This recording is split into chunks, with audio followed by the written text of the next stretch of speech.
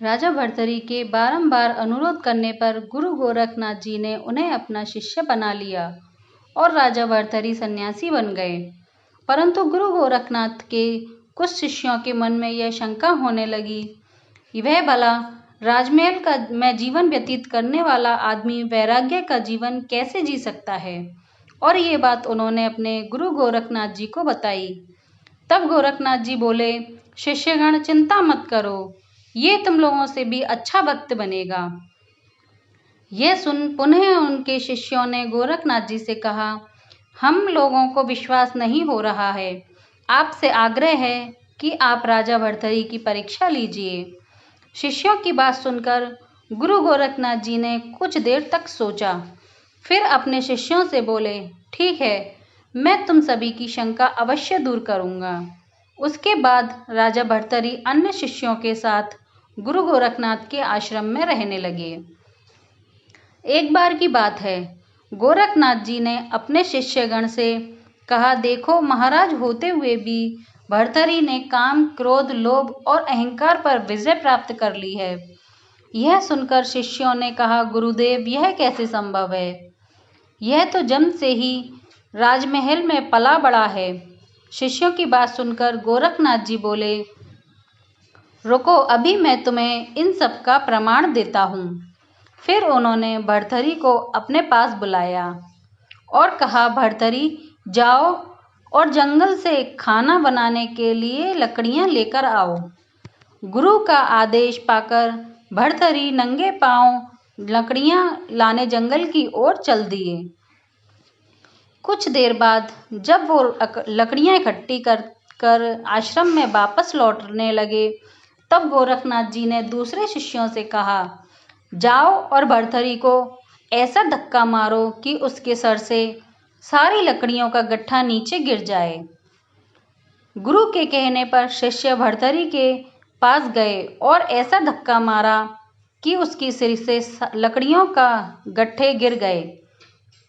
यह देखकर भर्तरी जमीन पर गिरी लकड़ियों को इकट्ठा कर एकत्रित करने लगे, लेकिन न चेहरे पर शिकन थी और न ही आंखों में क्रोध का कोई भी निशान। यह देखकर गोरखनाथ जी ने अपने शिष्यों से कहा, देखा, भर्तरी ने क्रोध पर विजय प्राप्त कर ली है। परंतु इन शिष्यों ने गोरखनाथ जी से कहा, हम सब ने मान लिया है कि आपके शिष्य ने क्रोध पर नियंत्रण कर लिया है, लेकिन आपको अभी और परीक्षा लेनी होगी। तब गुरु ने अपनी योग शक्ति से एक महल रच दिया। उस महल में युवतियां नाना प्रकार के व्यंजन से भर्तरी का आदर सत्कार करने लगी, परंतु भर्तरी युवतियों को देखकर जरा सा भी नहीं देखा और आगे बढ़ते गए। यह देख गोरखनाथ जी बोले, शिष्यों, अब तुम लोगों को विश्वास हो गया कि भर्तरी लोभ और काम दोनों को जीत गए हैं। किंतु शिष्यों ने कहा, गुरुदेव, एक आखिरी परीक्षा और लीजिए। इतने में ही भर्तरी आश्रम में लकड़ी के साथ आ गए।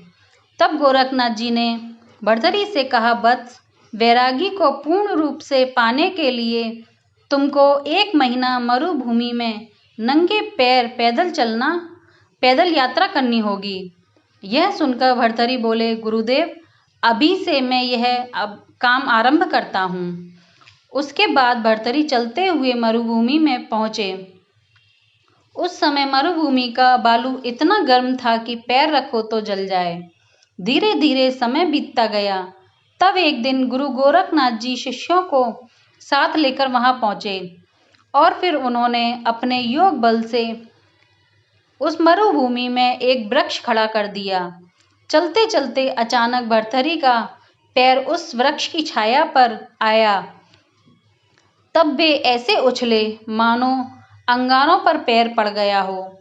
वह मन ही मन सोचने लगे कि यह निर्जन मरुभूमि में ये वृक्ष कैसे आ गया। वह तुरंत उस वृक्ष की छाया से दूर हटकर चलने लगे।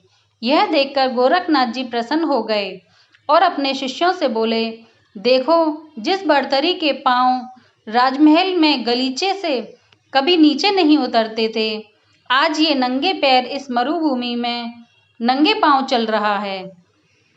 इसके बाद गोरखनाथ जी ने रूप बदलकर भर्तरी के पास गए और बोले, वत्स, इस पेड़ के नीचे थोड़ा आराम कर लीजिए। तब भर्तरी ने उनसे कहा, मैं अपने गुरु की आज्ञा का पालन कर रहा हूँ और मैं अपने गुरु की आज्ञा की अवहेलना नहीं कर सकता। मैं अपने गुरु का आदेश है कि मैं इस मरुभूमि में नंगे पांव चलता रहूं। फिर भर्तरी कुछ दूर आगे गए। तब गोरखनाथ जी ने अपने योग बल से उनके रास्ते में ऐसी कटीली झाड़ी उत्पन्न कर दी कि उनके वस्त्र फट गए, पैरों में कांटे चुभने लगे। फिर भी भर्तरी ने आह तक नहीं किया। यह देखकर गुरु गोरखनाथ जी ने अपने योग बल से अग्नि से अधिक ताप पैदा किया। उसके बाद भर्तरी का गला प्यास के मारे सूखने लगा।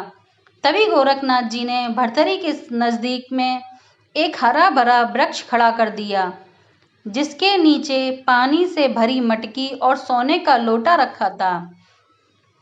परंतु भर्तरी ने इसकी ओर देखा भी नहीं। फिर कुछ देर बाद उन्होंने देखा कि सामने से गोरखनाथ जी आ रहे हैं, और जब वे उनके नजदीक आ गए तो उन्होंने अपने गुरु को प्रणाम किया। फिर गोरखनाथ जी ने भर्तरी को गले से लगाते हुए कहा, वत्स, मैं तुमसे अति प्रसन्न हूँ और मैं तुम्हें वर देना चाहता हूँ। जो भी चाहो मांग लो। तब यह सुनकर भर्तरी बोले, गुरुदेव, आप प्रसन्न हैं तो मुझे और क्या चाहिए, क्योंकि शिष्य के लिए गुरु की प्रसन्नता ही सब कुछ है। आप मुझसे संतुष्ट हुए, मेरे करोड़ों पुण्य कर्म और यज्ञ तप सब सफल हो गए। गोरखनाथ जी बोले, नहीं मेरे प्रिय भक्त भर्तरी, आज तुम्हें कुछ न कुछ वरदान लेना ही पड़ेगा। इतने में ही भर्तरी की नजर एक सुई पर गई तो उन्होंने उसे उठा लिया और गुरुदेव गुरुदेव, प्यास से मेरा कंठ फट गया है, सुई में धागा पिरो दीजिए ताकि मैं अपना कंठ सिल लूं। यह सुनकर गुरु गोरखनाथ जी बोले, भर्तरी, तुम धन्य हो, तुम्हें अष्ट सिद्धि नवनिधि कुछ भी नहीं चाहिए। मैंने कहा कुछ मांगो, तुम इस सुई में जरा सा धागा डाल दीजिए। यह कहकर गुरु का वचन रख लिया। भर्तरी, तुम धन्य हो। तो दोस्तों, राजा भर्तरी की ये कहानी आपको कैसी लगी, हमें कमेंट करके जरूर बताइएगा। धन्यवाद।